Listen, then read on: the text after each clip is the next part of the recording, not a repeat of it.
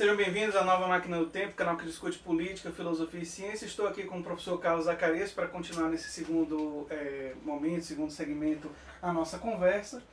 E eu queria a gente arrematar a discussão sobre o golpe, né? Todo o problema que eles tiveram com a disciplina foi justamente a palavra golpe, porque existe esse debate se houve ou não houve. As evidências que eu queria sua opinião, além das evidências que a gente já conversou, e a gente já conversou sobre algumas evidências me fortalecem na tese de que houve um golpe. Eu não vejo a questão do golpe como uma única evidência. São várias evidências que acumuladas indicam nessa direção, na interpretação de que houve um golpe. E algumas que eu examino são o seguinte: a questão das pedaladas fiscais. Pedaladas fiscais, se eu não me engano, 2 semanas depois do impeachment, o governo deixou de ser crime de responsabilidade, ele retirou. Essa para mim é uma evidência poderosíssima, porque se fosse uma coisa séria o suficiente para você justificar a retirada da pessoa que está no cargo executivo mais poderoso do país, que é a presidência da República, você nunca poderia retirar isso como um crime de responsabilidade. É claro que essa evidência não é única, mas me parece uma evidência robusta. Uma outra evidência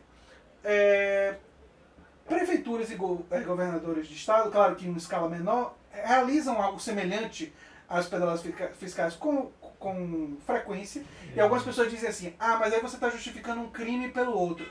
Mas o fato de ser realizado, ser sabido que é realizado, e não desembocar em processos e tal, significa que há um entendimento entre as pessoas do meio que isso não é algo grave ou significativo o suficiente para justificar a remoção de um representante do povo, seja na prefeitura, seja no governo. Se houvesse o interesse de transformar a pedalada fiscal em um crime de responsabilidade, eu penso assim: teria que haver um processo dentro do Congresso, um projeto de lei, dizer isso aqui não pode, e a partir deste momento, quem realizar pode ser retirado. Até você ter isso e ter esse entendimento, me parece complicado. Agora, me parece que a justificativa subliminar pro golpe era fundamentalmente o fato de que o entorno de Dilma, embora em relação a ela não tenha sido provado nada, ela inclusive responde em liberdade, não foi condenada, não teve processo pessoal contra ela, mas a justificativa subliminar, ou seja, uma coisa que está como se estivesse no pano de fundo, é o fato de que no entorno do governo, dentro do PT, do PSDB, em vários outros partidos, tiveram muitas pessoas que foram condenadas. A Lava Jato meio que pegou essas pessoas. Então, as pessoas... Ficou uma percepção que ela estava sendo afastada por um processo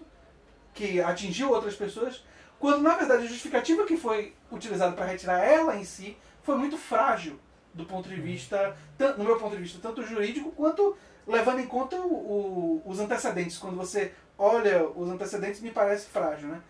Essa é a minha percepção. Repito, eu não sou petista, tenho muitas críticas ao PT, vocês devem ter visto já em alguns vídeos meus, né, que eu acho que o PT ele aceitou muito dinheiro do empresariado, e isso levou ele a tentar fazer uma política de composição. Mas enfim, é o que eu penso. Queria ouvir você um pouquinho sobre isso. Eu queria acrescentar essas 2 evidências que você levanta, outras 2. Né? A primeira delas, relacionadas a alguma coisa que você falou aí, mas é bom enfatizar: Dilma não é condenada. Não. Dilma é afastada e não fica inelegível. Né? Quando o Collor foi impeachmentado em 92, ele fica inelegível. E não há nenhum questionamento sobre a inegibilidade de Collor. Porque havia o reconhecimento de que ele havia praticado crimes, e aqueles crimes eram plenamente passíveis de punição e a condenação da inegibilidade dele. Sim, né? claro. Então, o Dilma não fica inelegível depois. Dilma mantém os direitos políticos dela, são preservados. Ela poderia ser candidata a presidente da República. Né? Se quisesse, se o PT quisesse, se ela quisesse, ela poderia ser candidata a presidente da República. Esse é um elemento, né, que prova que o golpe foi desfechado, no final das contas, com algum acordo envergonhado da cúpula golpista ali, de que não podiam ir ao limite.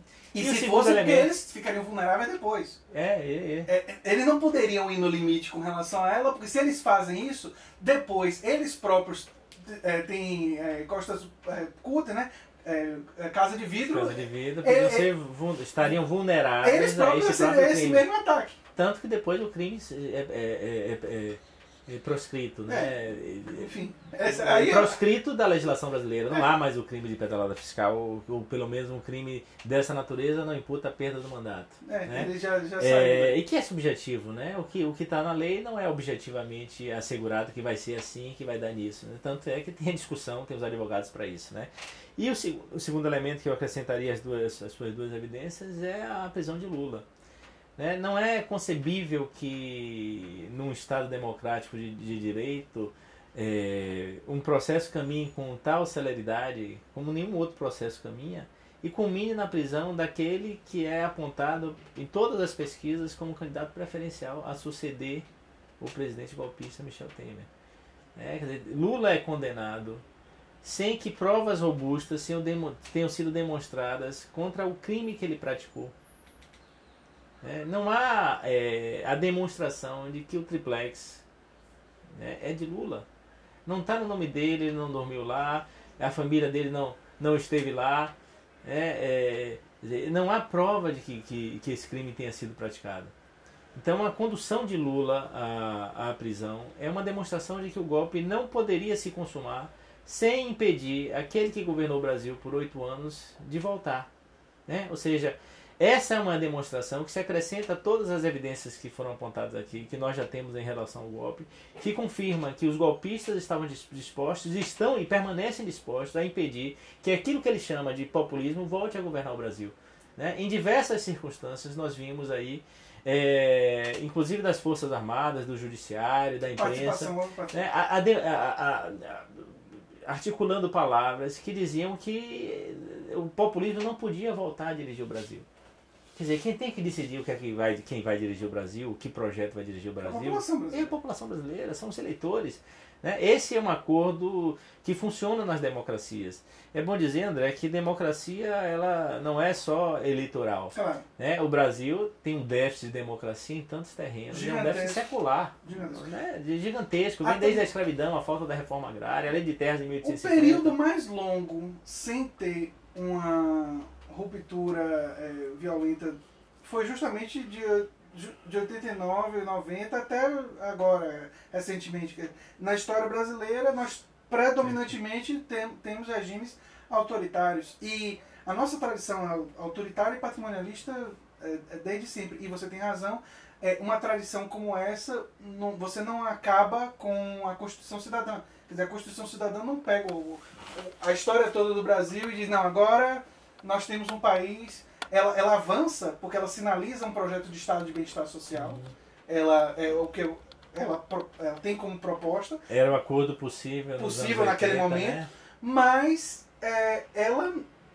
o Estado brasileiro, as instituições brasileiras carregam o autoritarismo e o patrimonialismo que é histórico delas, que está no jeito delas funcionarem e serem até os dias de hoje, enfim. Nós, como historiadores, sabemos também que os tempos são distintos de um plano para outro, né? Na Claro. política, os tempos são curtos, você pode mudar o regime de um dia para o outro, mas a cultura não muda. A cultura demora mais. A mentalidade não muda. Demora mais. Então nós temos uma classe dominante e todos percebemos isso agora mais do que em outros momentos. Temos uma classe dominante que tem traços que vêm da escravidão. Aquela cena de algumas semanas atrás de um produtor rural chicoteando um militante do MST é uma coisa absurda, é uma coisa de um simbolismo, né? De um simbolismo que remete a nós todos à escravidão. Então, e as expressões que os críticos utilizam, os críticos do golpe utilizam, assim, a Casa Grande e tal, a nossa cultura está carregada desse germes de elitismo, né? A dimensão bacharelesca que Machado de Assis apontava lá atrás, né? Ele está carregado na nossa tradição senhorial, né? Do doutor, né? O próprio Gilberto Freire, que é um autor conservador, apontava essa dimensão, né? Do doutor, do lugar que ele ocupa, né? Do papel que ele cumpre. Então esses doutores, esses bacharéis, esses senhores que ficaram durante algum tempo, e para me referir ao último período, né, mas podia me referir a outros períodos em que projetos, não digo populares, mas mais próximos das demandas históricas das classes subalternas no Brasil estiveram em voga, né, no período de Getúlio Vargas, ou segundo governo de Vargas especialmente, né, o período de João Goulart, o período de Lula. né? Isso que aparece na nossa história como uma ameaça, né? Produz uma reação violentíssima. É violenta, né? Primeiro é o acanhamento, é o recolhimento desses setores todos. Depois eles partem para cima para retomarem o lugar que eles achavam que tinha sido ameaçado, porque não foi tomado deles, e vão muito além, né? Eu gosto de dizer, eu tenho uma expressão para isso, né? Que esse governo do PT ele se valeu do empoderamento pela metade. O que é que eu chamo de empoderamento pela metade? Os setores que supostamente foram empoderados, mulheres, negros, setores LGBTs, né, setores da classe trabalhadora, foram empoderados muito mais na expectativa do que objetivamente empoderados. Né? Não pode haver um empoderamento de fato se as mulheres, os negros, os LGBTs, especialmente a classe trabalhadora, não conduzem, não dirigem o país. Então o PT, quando entra no governo, ele acena com essa perspectiva de empoderamento e cria uma expectativa na parte daqueles setores que estão historicamente excluídos e que vão se empoderar. Essa expectativa põe esses setores em movimento. Esses setores vêm para a rua. Né? Quer dizer, os setores que já vêm em movimento em uma outra dimensão se animam muito mais e vêm para a rua. Quando não se empoderam de fato, e quando começam a perder, é o que o golpe está caracterizando, esses setores que avançaram um pouco, eles retroagem ao ponto em que eles tinham perdido e retroagem muito mais. Então essa é a dimensão da ofensiva conservadora que a gente tem lá, que tem no Brasil hoje. A ofensiva conservadora se dá em diversos planos. Né? Tem aspectos que a gente viu há 5, 6, 10 anos atrás e que se fôssemos ver agora, né? As pessoas que se empoderaram, que adquiriram visibilidade, estariam mortas. Hoje as pessoas que de alguma maneira questionam o status quo estão ameaçadas. Né? Se nós falamos no bloco anterior, se nós não estamos no estado de exceção, nós estamos caminhando a passo largo para isso. Nós tivemos uma vereadora. O episódio de Marielle, eu tenho um vídeo sobre isso, sobre o episódio de a execução da vereadora Marielle Franco, e eu analiso nesse vídeo o que me deixou mais estarrecido, que foram as reações à morte dela. Porque quando aconteceu a morte, eu imaginava, talvez de forma meio ingênua, que o fato da gente ter uma tradição cristã fizesse com que as pessoas dessem assim uma certa pausa no grau de hostilidade. E eu percebi que não. Não tem negócio de pausa, não. E houveram pessoas inventando que ela estava metida com comando vermelho, não sei, um monte de mentiras. Inclusive tem uma foto dela com um traficante, que é Photoshop, já foi provado que essa foto... Não, que não é ela e não é o traficante. Não é ela e não é o traficante de Marcinho VP, né? Exatamente. A foto não é dela e não é do traficante. A foto é uma fraude. Isso daí já foi provado e circulou, e muita gente acredita. Nós estamos na era das pessoas acreditando em informações sem boas fontes. Aliás, um papel desse canal é defender a perspectiva científica, e uma das coisas importantes da perspectiva científica é que não precisa ser só dos cientistas. Todo cidadão pode ter uma visão científica da vida. Uma coisa que eu defendo é você olhar para uma determinada informação e procurar ver quais são as fontes, existe credibilidade, há um confronto, eu posso acreditar naquilo dali que está sendo me dito, porque nós vivemos numa época que as pessoas estão acreditando com muita facilidade em informações falsas. E no mundo todo, não é só Brasil. Esse é um fenômeno mundial. Nós vimos inclusive lá nos Estados Unidos, na eleição de Trump, quantas notícias falsas. E está comprovado que ele ganhou a eleição na base dessas informações Exatamente. Quanta pressão teve para que isso acontecesse, né? Enfim, e notícias falsas de todo tipo, o uso do Facebook para esse tipo de prática política, então. Enfim, muito complicado. Mas eu queria conectar brevemente, e me parece que existe uma conexão bem clara, que essa perspectiva que você falou, tradicional, ela adere com facilidade a um projeto de discurso liberal, porque o discurso liberal permite o corte dos direitos trabalhistas. Né? As primeiras coisas que o governo Temer fez, quando ele se consolidou, foi: vamos cortar os direitos trabalhistas e fazer o que os setores do empresariado que estão nos apoiando querem que a gente faça. Quer dizer, isso daí foi... Né? E tem vários exemplos. Um dos exemplos que eu acho curioso é o seguinte: um trabalhador hoje, se ele abrir um processo contra um empregador, ele pode ser punido e pagar a indenização. Ele tem que pagar os custos do processo caso ele não vença. Esse mecanismo é um mecanismo para uma pessoa que tem muito menos poder econômico, quer dizer, pensemos o trabalhador dentro da sociedade não está no topo da pirâmide. Uhum. Então, é um constrangimento. Ele fica dizendo, será que vale a pena? Eu posso ter razão, mas será que vale a pena eu arriscar um processo e se eu não ganhar eu ter que pagar? Então coloca o trabalhador na posição de que, olha, é melhor você não abrir processo. Todos vocês estão vendo aí os dados da Justiça do Trabalho já demonstram que as reclamações na Justiça do Trabalho caíram a patamares não conhecidos desde a legislação trabalhista de 43, ou seja, a metade, a 30%, 40% do que existia antes da reforma trabalhista. E é um exemplo de um instrumento sobre a classe trabalhadora de controle e de redução da sua utilização dos mecanismos democráticos. Instrumento de controle, de redução dos custos, né, da redução do valor da força de trabalho. Isso. Mas é isso. Essa é uma outra demonstração de que o golpe não foi dado aleatoriamente. Ele tinha interesse. Tinha um interesse. Em 29 de outubro de 2015, o PMDB lançou aquele famoso projeto A Ponte para o Futuro. Né? E 2 anos depois, a Ponte para o Futuro está sendo implantada aí. Quer dizer, um governo que não foi eleito com esse projeto, né? E que consegue aprovar uma reforma do ensino médio nas bases da reforma que foi aprovada, uma reforma trabalhista nas bases da reforma que foi aprovada, um teto dos gastos públicos como emenda constitucional, um teto de 20 anos. Ou seja, vai faltar, o Estado já falta para os setores mais carentes. O SUS é ultra super subfinanciado. Daqui nos próximos 20 anos não vai ter SUS, não vai ter hospital, não vai ter escola, não vai ter segurança. Politicamente. A não ser que seja revertida, a não ser que essa PEC dos gastos públicos seja revogada. Né? É o que se espera. Né?